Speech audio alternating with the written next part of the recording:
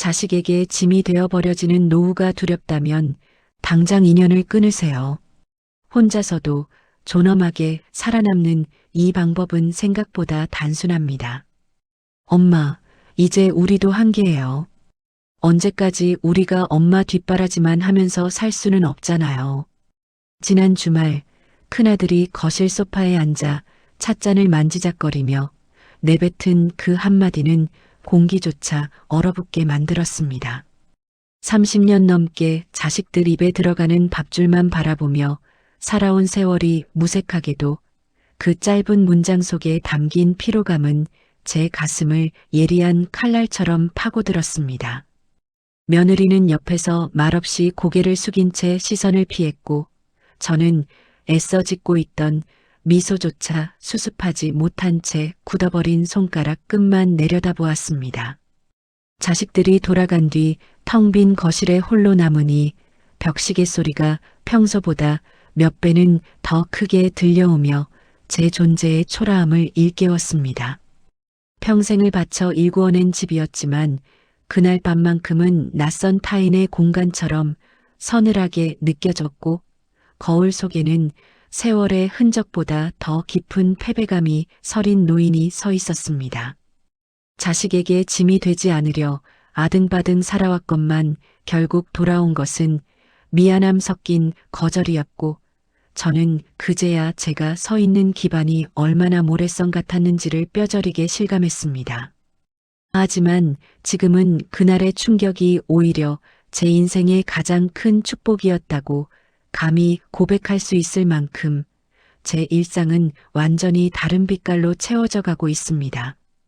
아들의 차가운 목소리가 들리던 그 거실에서 저는 더 이상 울지 않으며 오히려 예전보다 훨씬 가볍고 단단한 마음으로 매일 아침 창문을 엽니다.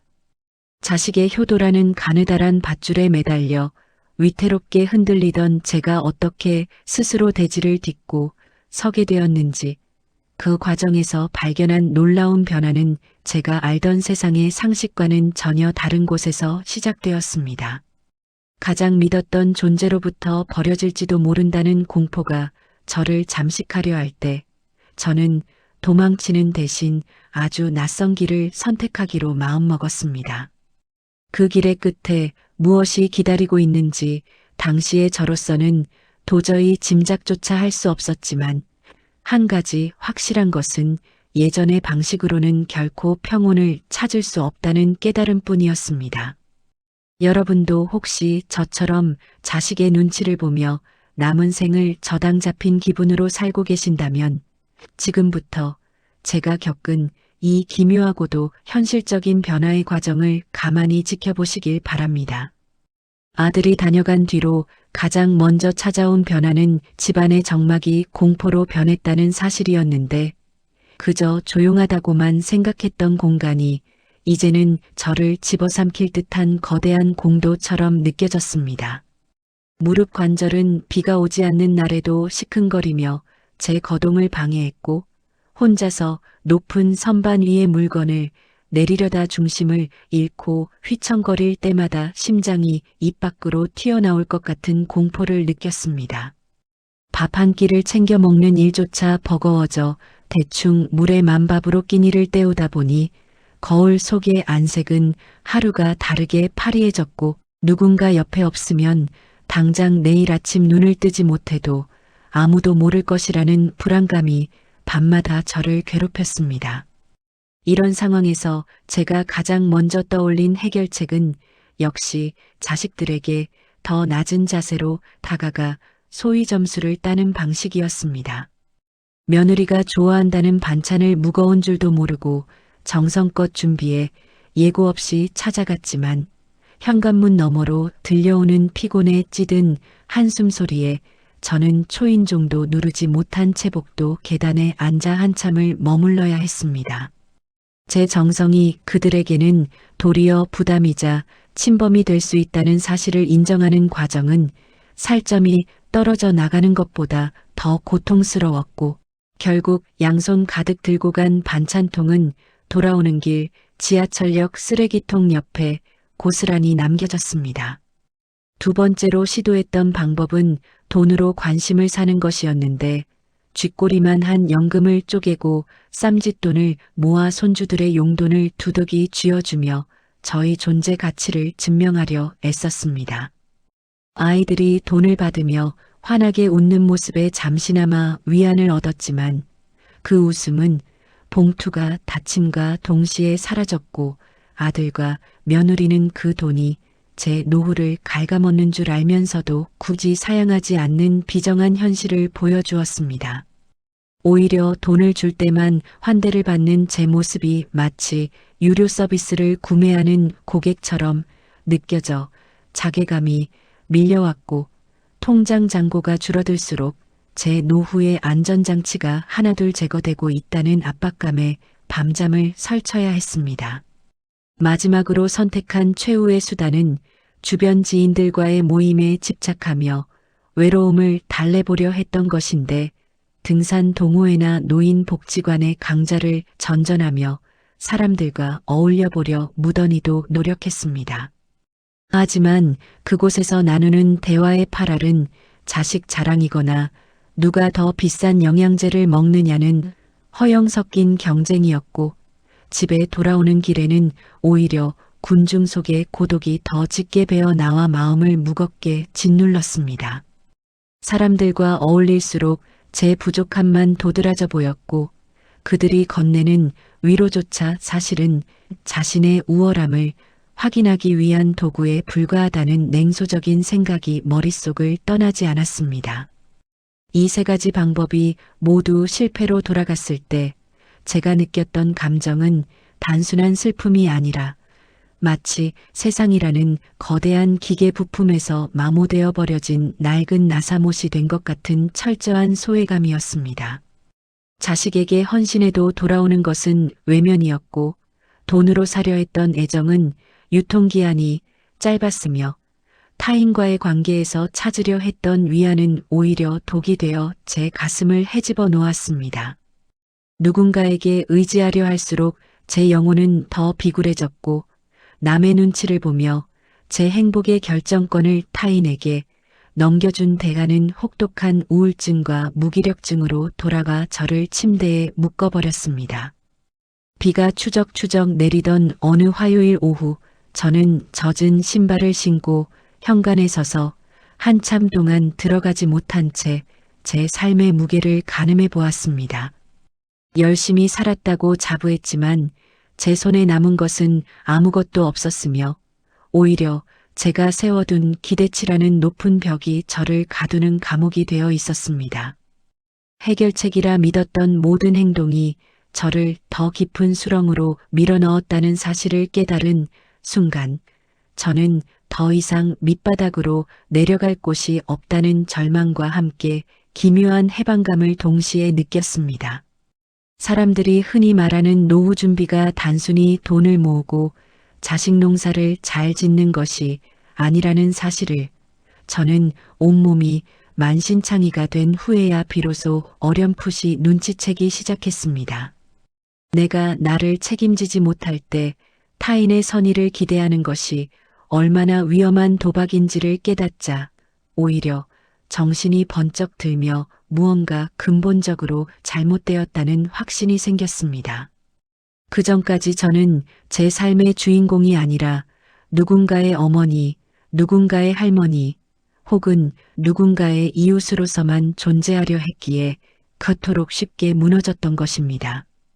장면은 바뀌어 시장통 골목 어귀에서 콩나물 한 봉지를 사면서도 100원을 깎으려 실랑이를 벌이는 제 모습이 문득 타인의 시선으로 보인 적이 있었습니다. 그토록 비루하게 아낀 돈이 결국은 자식의 전세 자금이나 손주의 학원비로 흘러 들어갈 것이 뻔한데 정작 제 입으로 들어가는 반찬값에는 벌벌 떠는 제 꼴이 너무나 가련해 보였습니다.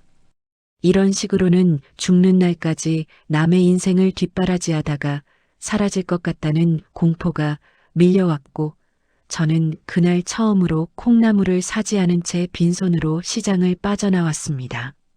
제가 겪은 이 일련의 실패들은 저에게 관계의 다이어트가 절실하다는 신호를 보내고 있었지만 당시에 저는 여전히 과거의 관성에 젖어 새로운 길을 모색할 용기를 내지 못하고 있었습니다. 자식과의 관계를 끊어내면 당장이라도 고독사할 것 같은 두려움이 앞섰고 주변 지인들을 멀리하면 사회적으로 매장당할 것 같은 착각에 사로잡혀 꾸역꾸역 원치 않는 인연을 붙들고 있었습니다. 하지만 고통의 임계점에 도달했을 때 인간은 비로소 변화를 수용하게 된다는 말처럼 저에게도 마침내 기존의 모든 가치관을 뒤집어 엎을 만한 결정적인 순간이 다가오고 있었습니다. 그것은 아주 사소한 계기에서 시작되었는데 동네 낡은 공원을 산책하다가 벤치에 앉아 홀로 책을 읽던 한 노파의 평온한 표정을 목격한 일이었습니다. 그녀는 주변에 사람이 있든 없든 전혀 개의치 않는 눈치였고 누더기에 가까운 낡은 옷을 입었음에도 불구하고 그 눈빛만큼은 자식에게 짐이 될까 전전긍긍하는 저와는 비교할 수 없을 만큼 당당하고 깊었습니다. 그 노파의 모습은 제 가슴 속에 불을 지폈고 제가 그토록 갈구하던 평온이 타인의 손에 쥐어 있는 것이 아니라 제 내면의 어떤 태도에 달려 있을지도 모른다는 의구심을 갖게 했습니다. 그러던 어느 날 저는 평소라면 눈여겨보지 않았을 동네 작은 도서관의 구석진 자리에서 먼지 쌓인 경전 한 권을 우연히 집어들게 되었습니다. 그곳에서 만난 사서 선생님은 제 굽은 등과 불안한 눈빛을 읽으셨는지 차 한 잔을 건네며 어르신, 남의 인생 사느라 참 고생 많으셨네요 라는 말을 툭 던지셨습니다.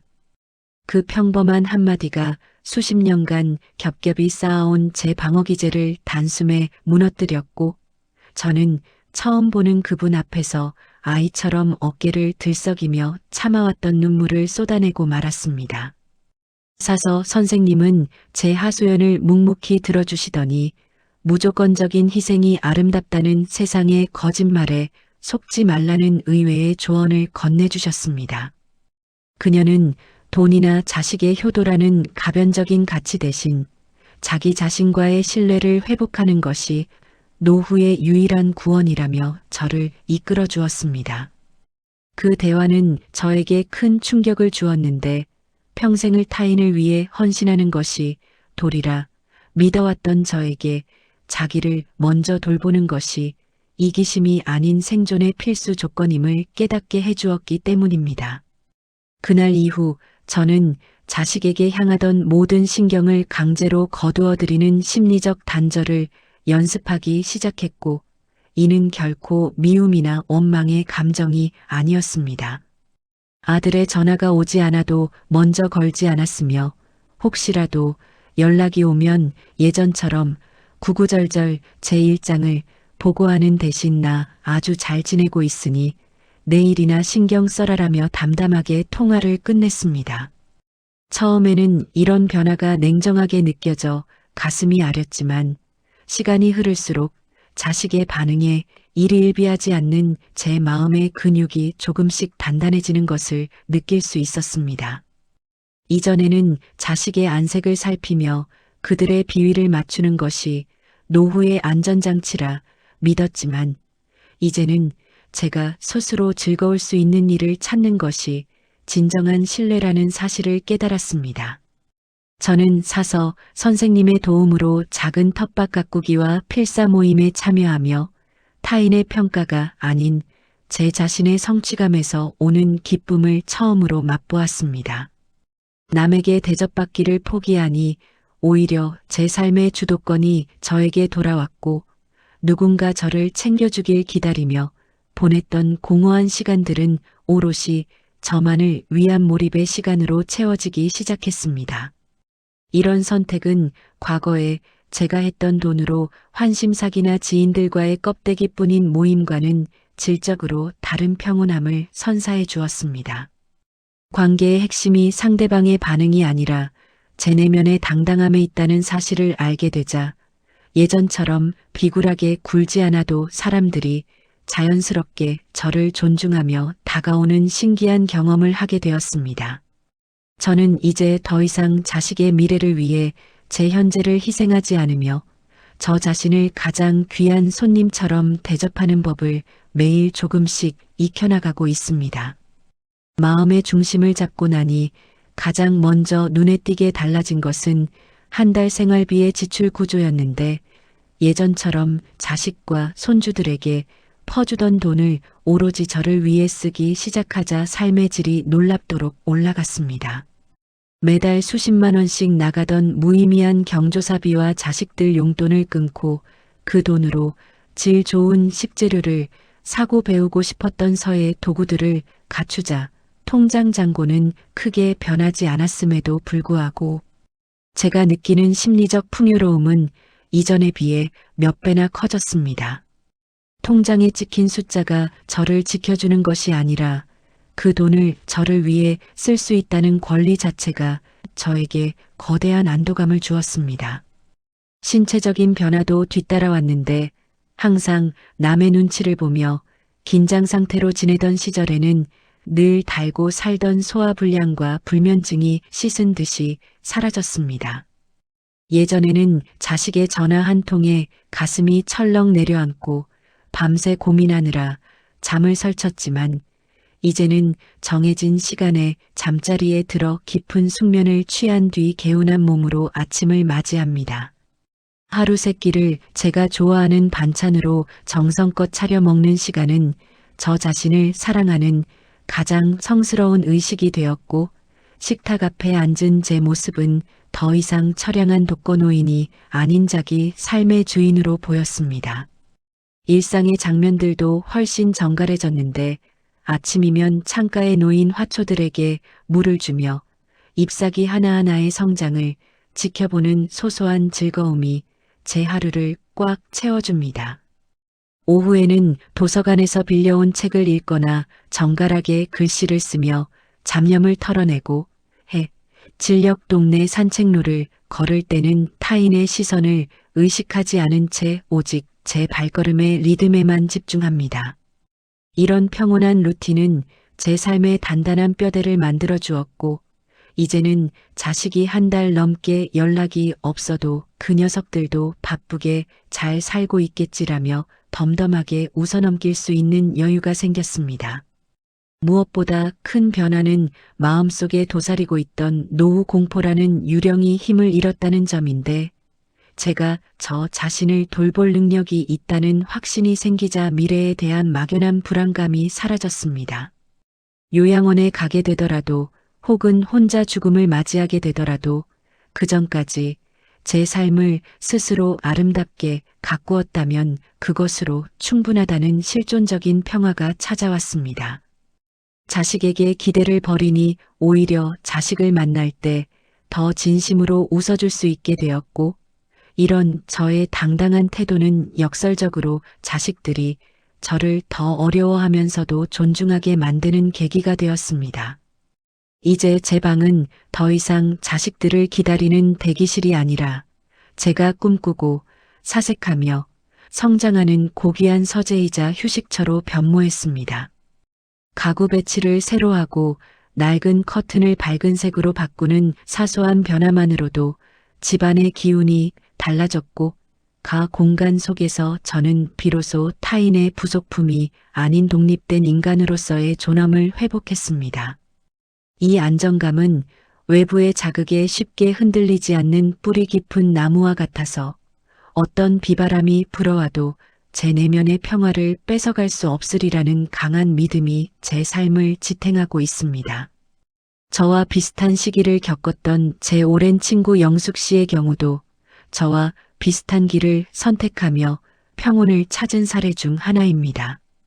그녀는 평생 모은 전 재산을 아들의 사업 자금으로 내어주고 뒷방 늙은이 신세로 전락할 뻔했지만 마지막 순간에 결단을 내려 남은 작은 아파트를 지키고 자식과의 경제적 관계를 완전히 끊어냈습니다.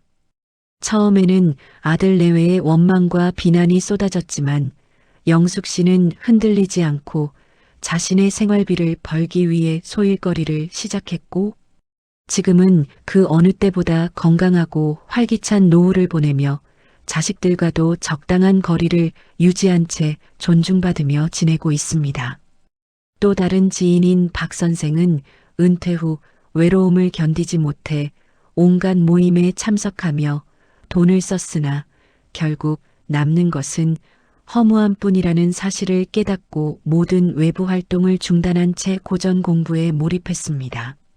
그는 혼자 있는 시간의 가치를 발견한 뒤로 얼굴빛이 몰라보게 좋아졌으며 이제는 명절에 자식들이 오지 않아도 혼자만의 만찬을 즐기며 진정한 자유가 무엇인지 몸소 보여주고 있습니다. 하지만 이런 방식이 모두에게 성공적인 것은 아니었는데 제 이웃이었던 한 분은 자식과 절연하겠다는 선언만 앞세운 채 여전히 마음속으로는 보상 심리를 버리지 못해 괴로워하다가 결국 더 큰 고독감에 빠져 건강을 잃기도 했습니다. 이처럼 자기만의 노후를 구축하는 방식이 성공하기 위해서는 반드시 전제되어야 할 기준이 있는데 그것은 바로 타인에게 사랑받고 싶다는 욕망 자체를 과감히 내려놓는 용기입니다. 자식에게 투자한 것이 아까워서 혹은 주변의 시선이 두려워서 결단을 내리지 못한다면 결국은 다시 예전의 비굴한 삶으로 회귀할 수밖에 없기 때문입니다.